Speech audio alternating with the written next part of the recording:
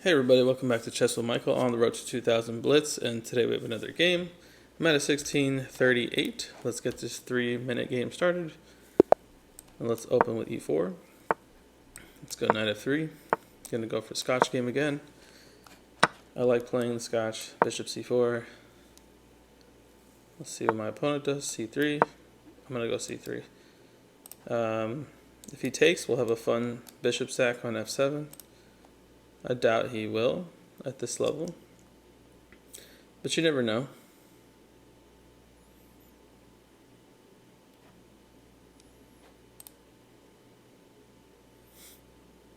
Maybe he doesn't know. Seems like he's really thinking. He goes knight f6. So I can castle or I can play e5. E5, knight g4. Let's castle. Let's do that. Now he can take. So now when I try the sack, it doesn't quite work. Except I could play e5, which dislodges the knight. And then I can do the sack. Let's try it. So I'm dislodging this knight if he moves it. Let's just say he goes to g4.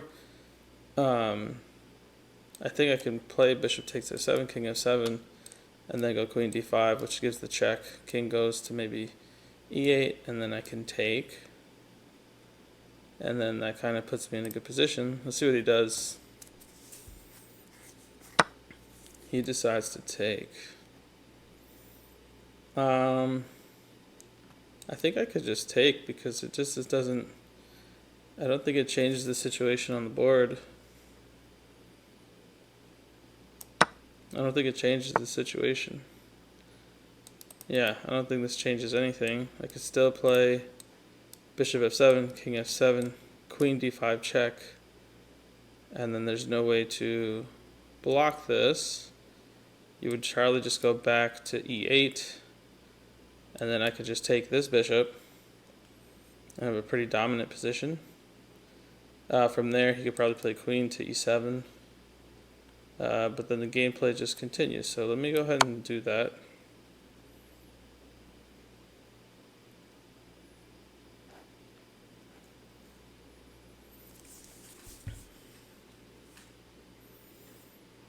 And we're about even on time, but I could definitely be crushing the time right now. But I'm talking, so it's gonna eat into the time a bit. But I think the logical move for him is just king back to e8, and then I'll take. I could play bishop to a3, which looks kind of interesting. This pawn is protected pretty well, actually. He wants to do a queen trade. Why wouldn't he? He's kind of losing here. So I think I'm just going to go queen here. And if this pawn gets taken, I don't mind because the center clearing up is good for any rook activity. So I'm gonna take this. And now I would love to take this, let the queen take, and play this rook move, but it's not quite time to play it. But maybe I should play it. Let me take it. And what I'm gonna do is I'm gonna play my knight to c3 or d2. c3 or d2. I think c3 is better,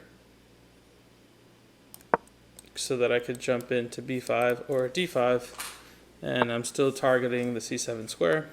And so it's kind of starting to happen here. So if I go knight to b5, I'm threatening this. He can push this down, but that doesn't do much. Let's go knight here. Or I'll just attack this first, I think. Let me attack the queen first. I shouldn't lose this game. I really shouldn't. But, things happen. Knight b5. he'll probably go here. So I have to be a little careful. I can give this check. Or I could play this. I could play this, actually. I like this move. Controlling e7 lets me play queen h4, which prevents the queen from protecting, because the rook is kind of doing its job. So, like, let's say he plays c6. Okay, even worse. Because now I could play this. And there's no way to really... How do you block that? I think you have to give up the queen on f6. Which basically... Yeah, game is over. Yeah. Yeah, there's no way to survive that. Oh, and I had a brilliant. Nice. I had a brilliant in this game. Let's see where that brilliant occurred. So pretty at a 91.5% accuracy. It's pretty much in a better position the whole time, probably because of the whole theory or idea around, playing c3, undermining the d4 pawn, and if he ever takes it, the bishop on f7 sacrifice. But I did get a brilliant, so let's review this game.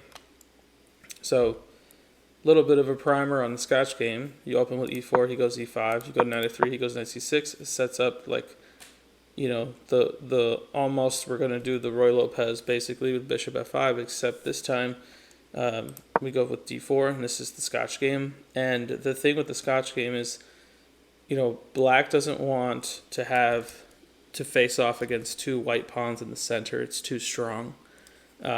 It gives white the center, and the last thing black wants to do is just let white have it. So the best move here is to take. So you're always taking. Play bishop c4, and it just activates the bishop. And you could tell now in the Scotch game what's happening is black took on d4 with his pawn, and white's down a pawn. But the thing is that pawn is hard to defend, and the pawn is in front of another pawn. So it's like, it's a gambit, but I can easily win it back. And then I'm like, I have activity now, right? So bishop c5 is a move to try to hold on to that pawn, but then you undermine it right away with c3, attacking the pawn. The question is, what do we do? Do we try to hold on to this pawn? And so sometimes black will take, and if black ever does that, white can just play this move bishop f7. The king takes, and the queen comes right into the center with the check. The king goes back to e8, and then the queen can just take this bishop, but usually we give a check here. He plays g6, then we take here, right? And so black can't castle anymore. He's in a worse position. If he plays d6, then we go queen to c3, or I guess e3, but I go queen c3 because we're attacking the rook. And so, queen f6, lots of stuff can happen from here. But he played, in this case, knight to f6, which apparently is fine. But the only thing with knight to f6 is that if I dislodge this knight, I can play the same sequence moves. I decided to castle to see what he would do. Now, he ended up taking, which is the mistake. It is the mistake. So I was able to play e5, dislodge that knight, and instead of, moving the knight, he tried to scare me, but I ended up just taking back. He moved his knight eventually to g4, and this is where the sacrifice becomes possible. Bishop takes f7. That's where the brilliant was. King takes back, queen d5, king to e8, and then just pick up the bishop. Queen to e7, she's trying to just activate and get some defense, but it's kind of hard. So I go queen to c4. I would never play queen to c1. I'm putting pressure on the horse. That's why I did it. So he takes back, which is a mistake. I take, he takes, I take, he takes. And now the problem with this position for black is that it's very easy to get to the king. The king can no longer castle. He can only move one square at a time. The bishop is blocking him in. Bishop can't leave. You got to spend time moving the pawns. And in all that time, I'm going to move my knight, and I'm going to get my rooks right in front of the king. And it's going to be a very hard game for you. So I played knight c3. He tried to get his king to safety. I attacked the queen. He goes there. I go there. Now this move was very critical because like I'm controlling e7 and f6, which are the key squares that are basically defending the king, because right now the rook on e1 is completely walling off this whole diagonal and the king's kind of stuck. And so I think what might have been best for him to do is maybe to move the rook here. I don't know. It looks like h6 is the best move, but queen to c6 was definitely wrong. I don't think there's much, because I don't think there's much you could play here. Let's say he plays c6, right? The thing with c6 is the same sequence, here, and the knight's covering these squares. So again, the queen had to come here, and I was supposed to take it, and this would have been the game basically. It would have evolved something like this, which is obviously, not good. Let's see, the best move for black here to play h6, and can't I still play the same sequence here? Oh, that's a very smart move, because now if I play queen h5, instead of trying to block with the queen, he could just play this move. Very intelligent, very smart move. But, white's still doing better in this position.